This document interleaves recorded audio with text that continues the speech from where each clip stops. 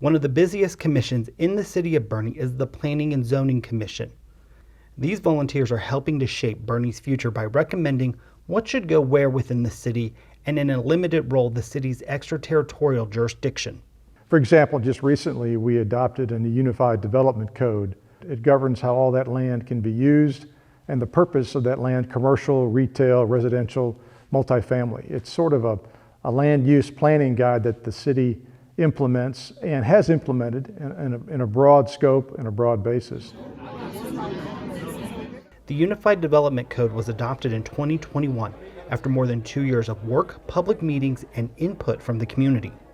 But just because a certain property may be zoned a certain way does not mean that it can't change. For example, if someone wants to rezone their property from C1 to C2, then they've got to come before the Planning and Zoning Commission to do that. And while change can happen, the commission is regulated by state law and limited in their ability to deny projects. The legislature in Austin has taken it upon themselves to make it very, very difficult for towns and cities like Boerne to govern themselves. But that being said, we still have a lot of tools in our toolkit to manage the process. Boerne is growing and growing very quickly. And so the commission as a whole, I know, is sensitive to how we manage that growth and oversee that growth in the best way possible. I, for one, and the rest of my commissioners are committed to maintaining Boerne's special quality and character. The Planning and Zoning Commission is comprised of 7 members, each appointed by the mayor and approved by city council to serve a 3-year term. They are required to meet monthly, but oftentimes a small number of members have meetings with city staff and the people trying to develop their property to further examine proposals beforehand. So it is a platted lot. The property is bounded by Norris Lane on the west.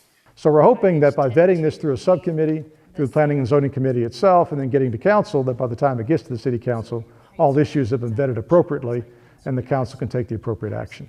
I would hope that by a small subcommittee of 3 Planning and Zoning Commissioners meets with the developer applicant to work things out, work out the variance, other requirements that we can impose upon the development because they're coming to us seeking a variance.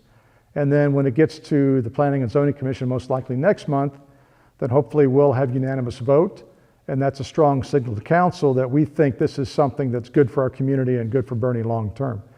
It is through this transparent manner that the Planning and Zoning Commission is working tirelessly to make sure Boerne is the best it can be today, as well as into the future.